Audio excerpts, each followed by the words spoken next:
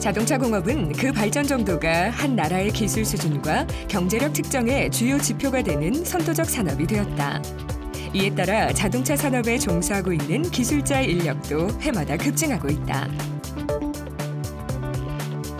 또한 세계 자동차 산업은 친환경 그린 스마트 자동차로 주력하고 있는 가운데 친환경 자동차 정비사를 꿈꾸며 기술을 배우기 위해 직업학교의 문을 두드리는 청년들이 늘고 있다.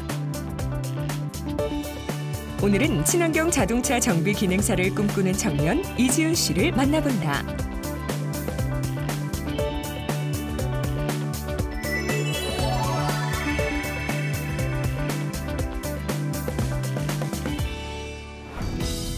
인천에 위치한 쌍용 직업전문학교. 지난 1991년 자동차 분야 전문기술 교육기관으로 설립된 이 학교는 고용노동부 평가 8년 연속 A등급 기관에 선정될 정도로 우수한 훈련기관으로 인정받으며 2006년에는 국무총리 표창 수상, 2011년부터 3년 연속 고용노동부 장관 표창을 수상했다. 23년간 자동차 정비 기능 인력을 양성하여 기업 수요에 부족한 기능 인력을 취업시키므로 청년 실업자들에게 직업을 갖게 하는 고용노동부 지정 직업훈련 기관입니다. 직업이 없는 실업자들에게 100% 정부 지원으로 직업능력개발 훈련을 실시하여 학력보다 능력을 중요시하는 정부 정책에 적극 참여하고 있습니다.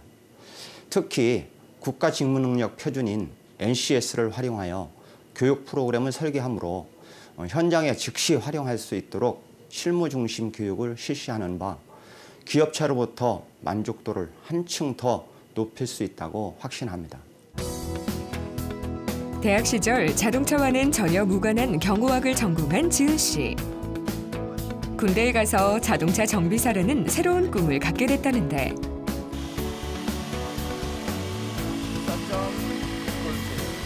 그렇다면 이 학교에 오게 된 계기는 무엇일까? 저는 자동차 정비사를 꿈꾸는 청년 이지훈입니다. 저는 군 생활을 기갑부대에서 하다 보니까 전역 후 기능직에 취업하는 것이 지금 어려운 취업난을 해결하는 데 도움이 될 것 같아 자동차 정비사를 교육받을 수 있는 곳을 찾다가 이곳 쌍용 자동차 직업전문학교를 찾아오게 되었습니다. 저는 여기서 이론과 실기를 열심히 공부해서 취업 후 인정받는 정비사가 되도록 노력하겠습니다. 전자제어 디젤 엔진 제어 시스템 이론 수업 시간. 밟는 양을 기록하는 거야. 근데 툴은 이거 왜 있는 거냐? 자동차 정비를 하기 위해서는 자동차 원리 및 시스템에 대해 잘 알아야 하는 법. 학생들은 실기와 함께 이론 과목도 열심히 공부해야 한다는데. 전자제어 디젤 입출력 다이어그램을 이용해가지고 들어오는 센서 또 ECU의 제어 방법을 미리 이론적으로 수업을 하고 있습니다.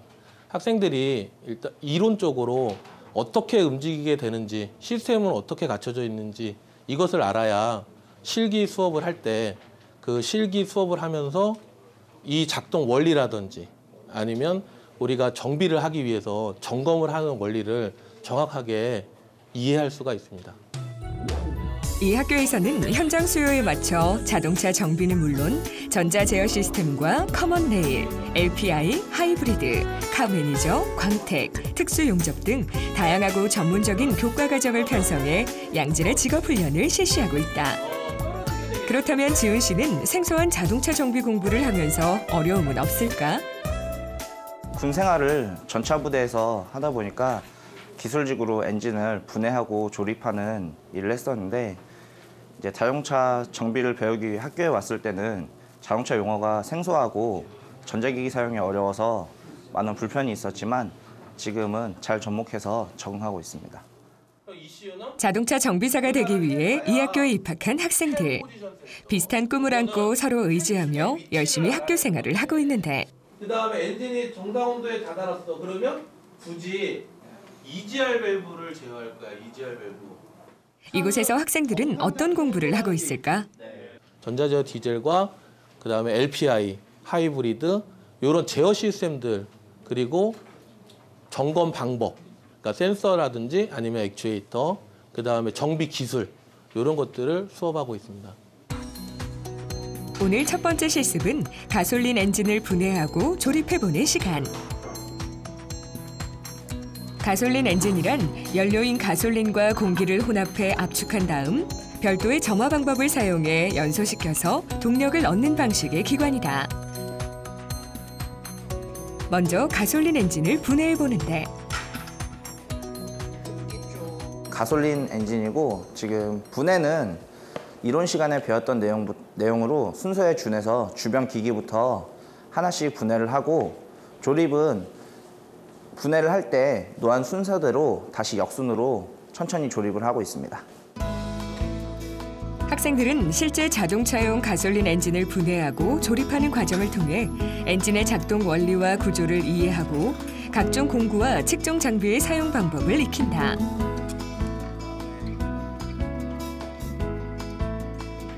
엔진을 조립할 때는 볼트를 중앙에서 바깥쪽으로 향하도록 하고 특히 실린더 헤드 볼트의 경우 풀고 조이는 순서에 주의해야 한다. 분해 조립을 하면서 구조를 익히는 것도 있지만 우리가 정비지침서를 자세하게 숙지를 하고 분해할 때 어떤 부분을 어떻게 분해를 해야 되는지 실습을 통해서 알아보는 건데요.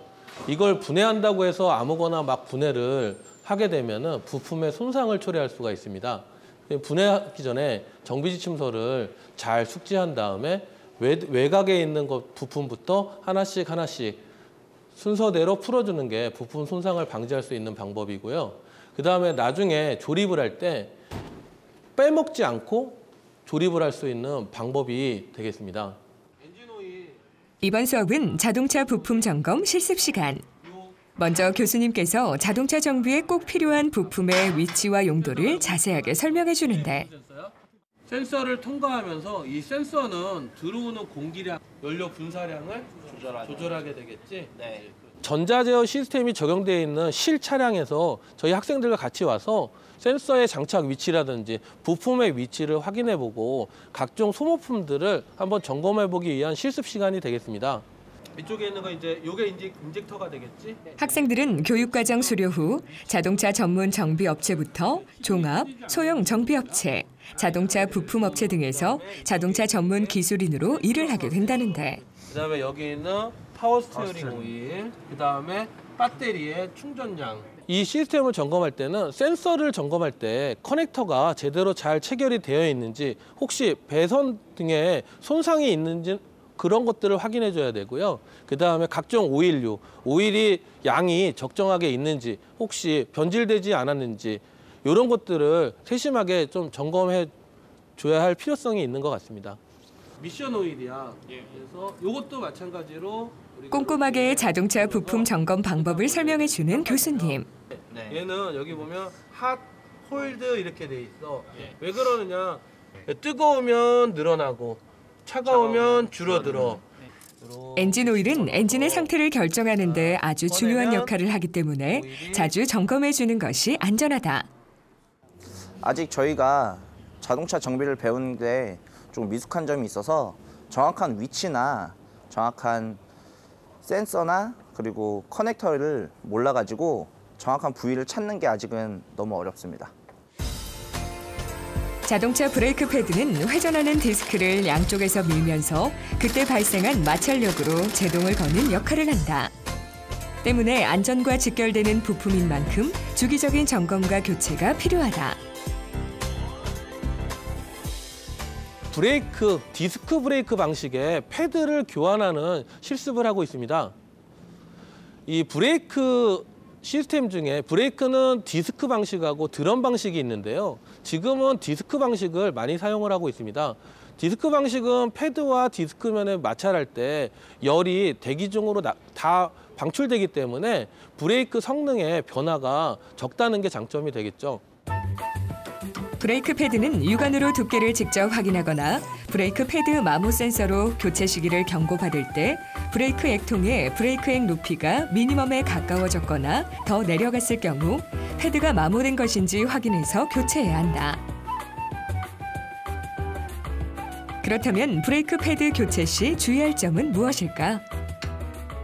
실수하는 부분이 패드를 꺼내는 과정에서 디스크를 공고로 이렇게 찍어서 손상을 입히는 경우가 있는데요. 이렇게 디스크를 손상을 하게 되면 패드와 디스크가 마찰할 때 마찰면이 고르지 못해서 브레이크가 잘 작동되지 않을 수가 있습니다. 브레이크 패드 교체 작업은 기존 브레이크 패드를 탈거 후 신품 브레이크 패드를 장착하고 캘리퍼를 조립한다. 캘리퍼의 조립까지 모두 마무리되면 탈거했던 타이어를 다시 장착하고 휠 너트를 꼼꼼히 조여주면 작업 완료. 기능사 필기까지는 합격을 했고 지금 실기를 학교에서 다른 친구들과 함께 조별로 준비하고 있습니다. 그리고 취업은 조금 더 열심히 정비 분야를 노력해가지고 근처 정비소로 먼저 취업을 한 다음에 제 기술을 좀 더 숙달시키는데 노력을 지금 하고 있습니다. 이번 수업 시간에는 자기진단기 사용법에 대해 배운다는데 자기진단기란 자동차에 부착된 센서들에 의해 각종 전기 전자 신호를 주고받는 구성품들의 기능이 정상 작동되는지를 알려주는 기기다.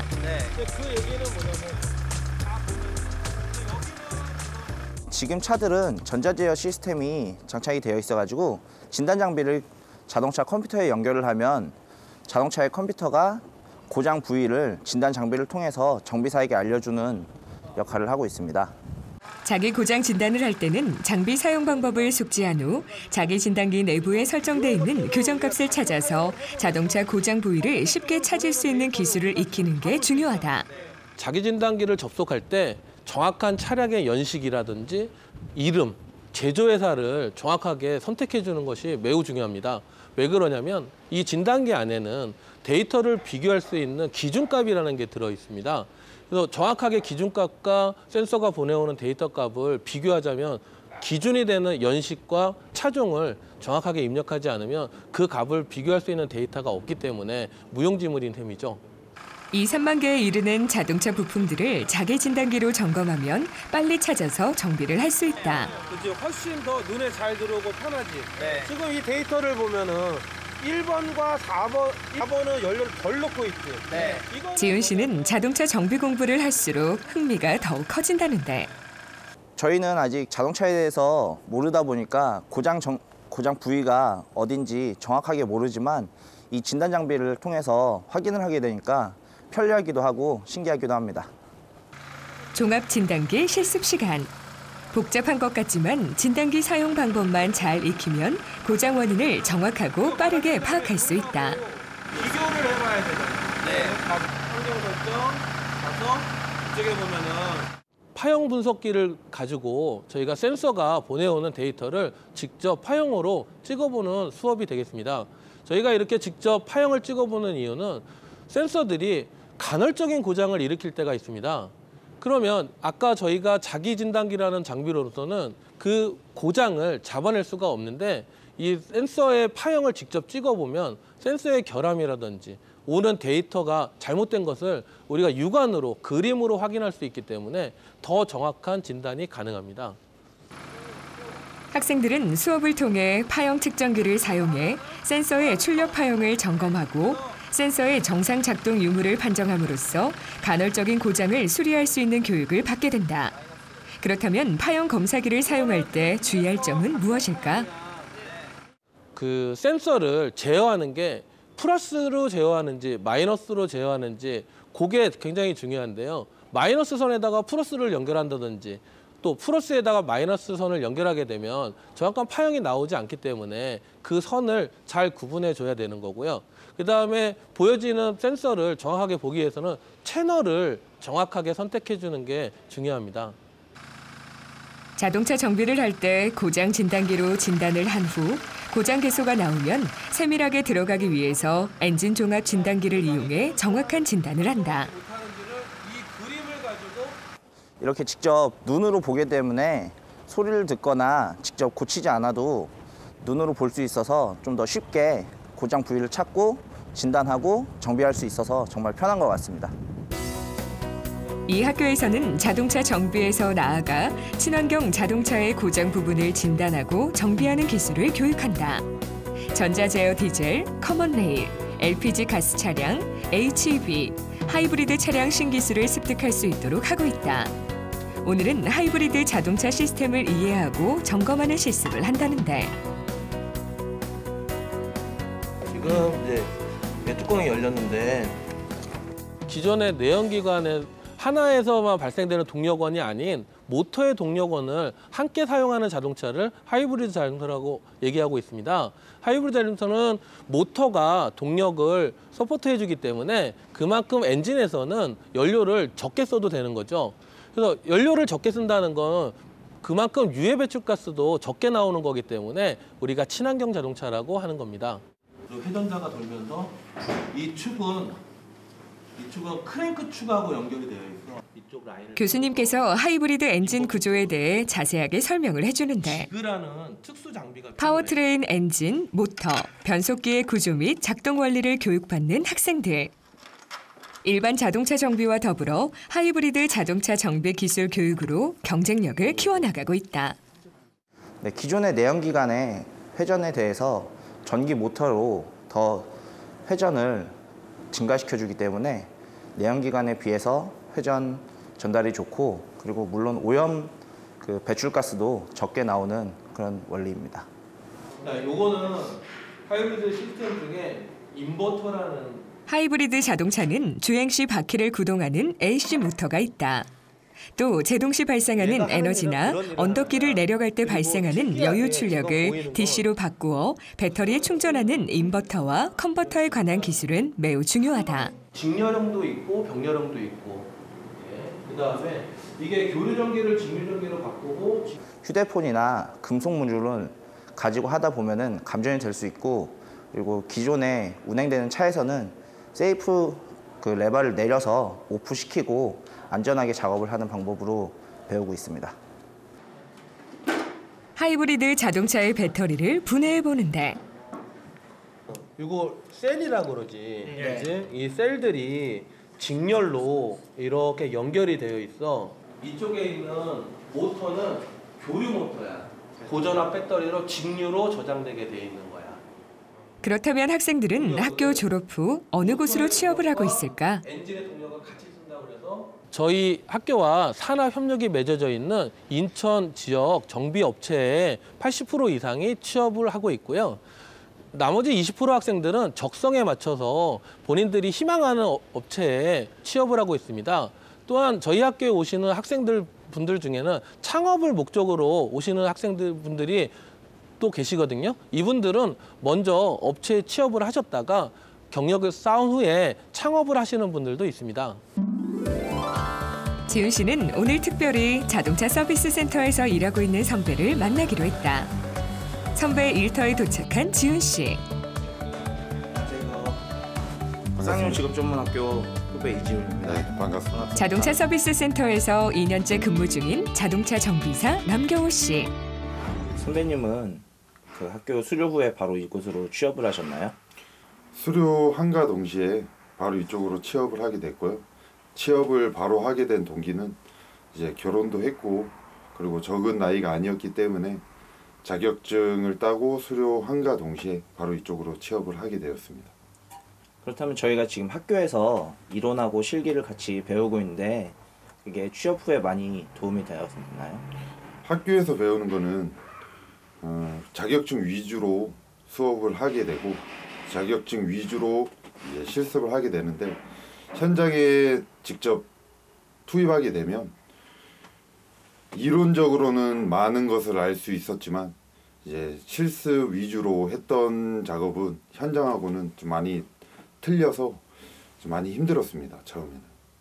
그렇다면 저희가 지금 학교에서 배우는 것 중에 좀 저희에게 도움이 될 만한 거는 무엇이 있을까요?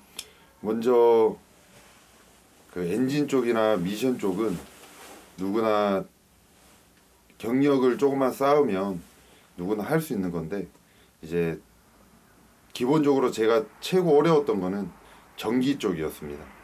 이제 전기 쪽은 사람들이 쉽게 다루는 게 아니기 때문에 차 전기라고 해서 이제 쉽다고 이야기를 하는데 저는 전기 쪽이 상당히 좀 어려운 부분이 좀 많이 있고 지금도 좀 많이 어렵습니다. 그러니까 그 교육기관에서 배울 때 실습을 할 때 전기 쪽으로 좀 많은 것을 좀 많이 배워서 나오고, 그 다음에 그 진단하는 방법, 차량이 고장이 났을 때 어떻다, 이런 방법들을 좀 많이 알고 현장에 투입되는 게 좀 많이 좀 도움이 될 거라고 생각을 합니다.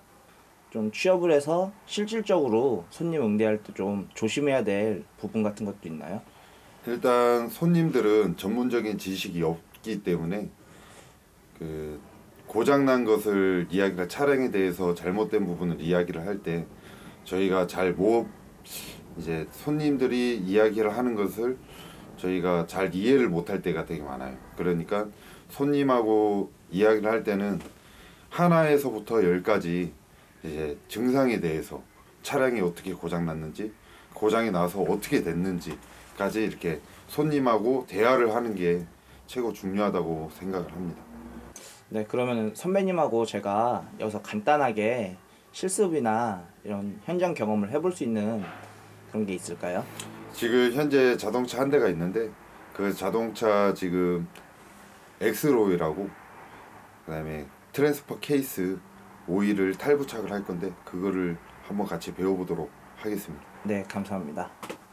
지금 우리가 작업해야 되는 거는 그 엑스로이라고, 네. 그다음에 여기에 트랜스퍼 케이스라고, 네. 이 오일을 지금 교체를 할 건데, 네. 여기에 맞는 버크 2분의 1을 풀어주고, 그다음에 이렇게 분 상태에서 밑에 오일을 이렇게 열어주면 들어온 오일이 이렇게 네. 빠지게 되는 거예요. 이게 빠지게 되면 나중에 다 빠지고 나면 이제 깨끗한 오일을 넣어주면서 이제 엑스로이를 교체를 해주는 거지. 네. 그리고 이 작업을 할 때 또 중요한 게 뭐냐면, 이 너트가 들어갈 때 이게 여기서 오래되다 보니까 여기서 새는 경우가 아주 많다 보니까 네. 이렇게 테이프를 이용해 가지고 오일이 나중에 새지 않도록 네, 오일이 새지 않도록. 먼저 사전에 이렇게 작업을 해주고, 네. 그다음에 오일이 다 빠지게 되면 먼저 밑에 있는 너트를 다 빠졌다 싶으면은 이제 거꾸로 해서 잠궈주는 거지. 힘을 줬을 때 얘가 버크 움직이지 않을 때까지 네. 넣어준 다음에 밸브를 네. 열어서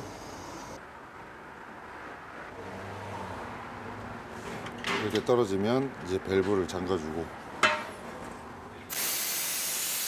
이제 버크를 이용해서 잠가주는 거예요. 흐른 오일을 닦아주면 이 엑스로일 작업은 완료가 되는 거지. 네. 자, 이거는 트랜스퍼 케이스라 해서 네. 이제 사륜을 이렇게 조작을 할 때 이 트랜스퍼 케이스가 안에서 기아가 물리면서 이제 네. 사륜을 해주는 장치가 되는 거야. 트랜스퍼. 그래서 똑같이 네. 이 호크를 먼저 풀어주고, 네. 지윤 씨가 직접 오일을 빼기 위해 작업을 시작하는데 그 다음에 여기 위에 있는 호크를 열어서 트랜스퍼 케이스 안에 있는 오일을 빼는 지윤 트랜스퍼 씨. 케이스 안에 있는 오일이 다 빠질 수 있도록. 너무 빨리 하려고 하다 보면 실수하는 부분이 있기 때문에 처음에는 아주 천천히 해도 선배가 시범 보인 것을 토대로 연결들을 차분하게 이용해서 트랜스퍼 네. 케이스 오일을 먼저 교체해 보는데 아래에 있는 호크를 먼저 잠궈주고, 지은 씨는 학교에서 수업받는 것과는 달리 선배 앞에서 실습을 하면서 긴장한 모습이다. 장비를 이용해서 걸어놓고, 그다음에 트랜스퍼 케이스 오일을 새로 넣고 나사를 조이는데 간단한 작업이지만 실수하지 않기 위해 초보자일 경우 천천히 작업을 해야 한다. 힘 한번 주고, 그렇지. 선배 경호 씨는 마지막 작업까지 꼼꼼한 조언을 아끼지 않는데 이렇게 해주면 네. 트랜스퍼 케이스 오일 탈부착은 끝나는 거야. 네. 저도 2달 후면은 정비센터에 취업을 해야 되는데 선배님께서 오늘 현장에 대해서 많이 알려주시고 제가 나아갈 방향을 잘 설명해 주시는 것 같아가지고 제가 수료 후에 취업하는데 많은 도움이 된 것 같고 저도 앞으로 조금 더 열심히 해가지고 선배님처럼 좋은 정비사가 될 수 있겠다는 생각을 가지게 되었습니다. 녹색 성장 시대. 최근 새로운 자동차 기술의 패러다임으로 친환경 자동차 정비 기술 인력이 더욱 필요시되고 있다. 이에 지훈 씨를 비롯한 직업 전문학교에서 배출한 인재들이 우리나라 자동차 서비스 산업을 이끌며 친환경 자동차 정비사로서 활발하게 활동할 그날을 기대해 본다.